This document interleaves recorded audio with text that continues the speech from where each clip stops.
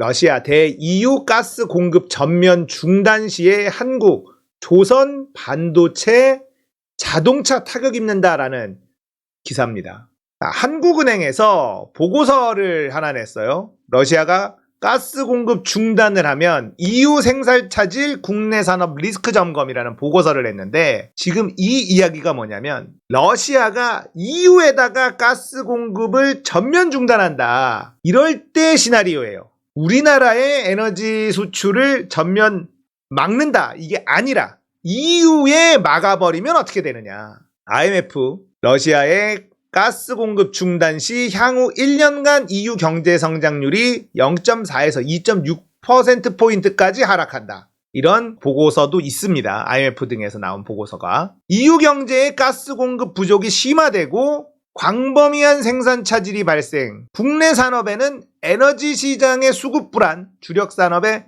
생산 차질 및 원가 상승 리스크가 적지 않을 것으로 전망했다. 지금 우리가 글로벌 시대라는 말을 쓴 지가 꽤 오래됐잖아요. EU가 타격을 입으면 한국에 자동적으로 타격이 오는, 중국이 타격을 입어도 한국에 타격이 오고, 미국이 타격을 입어도 한국에 타격이 오고, 그만큼 굉장히 복잡하게 얽혀있는 그런 상황이잖아요. 이런 상황에서 러시아라는 에너지 강국, 군사 강국을 적으로 돌린다라는 건 진짜 대가리에 총 맞은 짓이에요.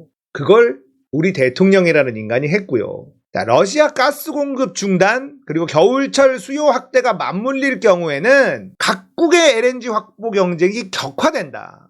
국내 에너지 수급이 불안해질 가능성이 있죠. 당연히.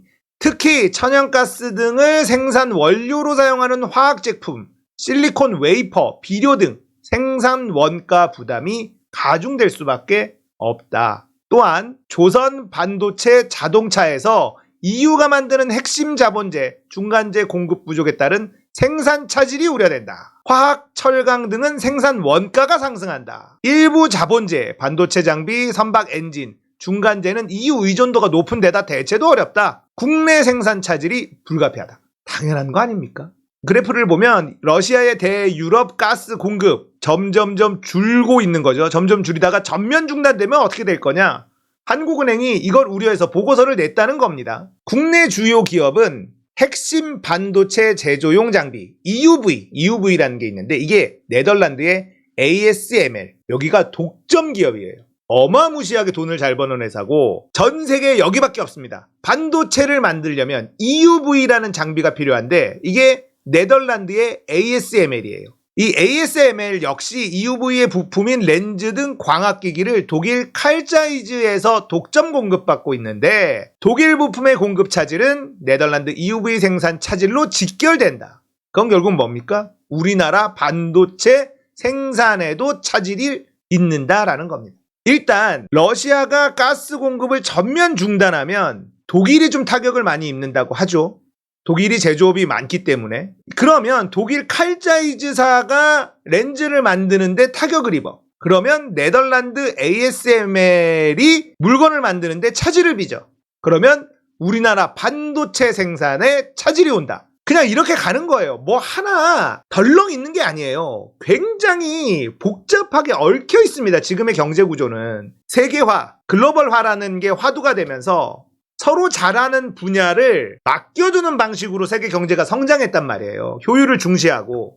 그래서 한국이 잘하는 게 있고, 일본이 잘하는 게 있고, 미국이 잘하는 거, 독일이 잘하는 거 다 따로따로 있었어. 그게 서로가 효율이 좋으니까. 근데 미국과 중국이 싸움이 붙으면서 미국이 갑자기 이 분업화를 탁 잘라버리는 겁니다. 미국으로 다 갖고 와. 이렇게 된 거예요. 자국 우선주의로 바뀌었습니다. 이러면서 여러 군데에서 문제가 막 생기고 있는 거예요. 거기다가 우크라이나, 러시아 전쟁이 딱 벌어지면서 이 세계화라는 화두에서 서로 분업화로 성장했었던 게 균열이 생기기 시작합니다. 그게 고스란히 우리나라에 타격이 올 수밖에 없죠. 우리나라는 특히나 수출로 먹고 사는 나라이기 때문에 이런 상황에서도 적으로 만들면 안 돼. 다른 나라들을 적으로 만들지 말아야 되는데 윤석열이 미국과 일본을 빼고는 전부 다 적으로 돌리고 있기 때문에 방법이 없는 겁니다. 가뜩이나 힘든데 우리나라 대통령이라는 인간이 더 힘들게 만들고 있는 게 지금 현재 상황이라는 거예요. 자, 보시면 우리나라 반도체 타격을 입는데 네덜란드로 가기 전에 독일이 타격을 입어서 그 독일 타격은 네덜란드 ASML로 타격이 오고 그게 우리나라로 온다. 뭐 이렇게 3쿠션으로 피해가 이제 전가가 된단 말이에요. 이것뿐 아니라는 겁니다. 건너 다 힘들어.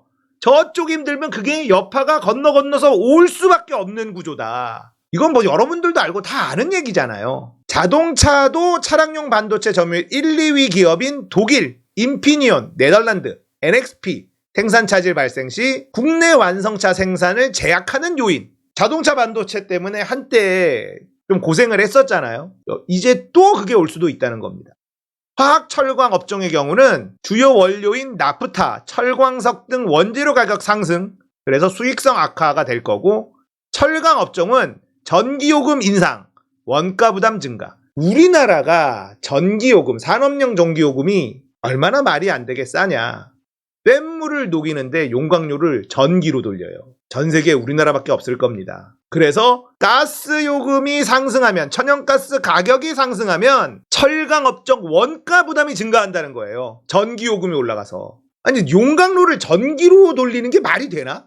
이해가 잘 안 돼. 자, 이렇게 러시아가 우리나라에 직접적으로 제재를 가한 것이 아니더라도 지금 EU에 전면 중단하는지 뭐 이런 얘기가 나오고 있어서 이런 보고서가 나온다는 건데요. 우리나라와 러시아와의 교역이 끊어지면 어떤 일이 생길까? 큰일 나는 거죠. 이런 상황에서 윤석열이 오늘 미국으로 출발을 하죠. 했나요? 진짜 얼마나 큰 똥을 짊어지고 올지 기대가 됩니다.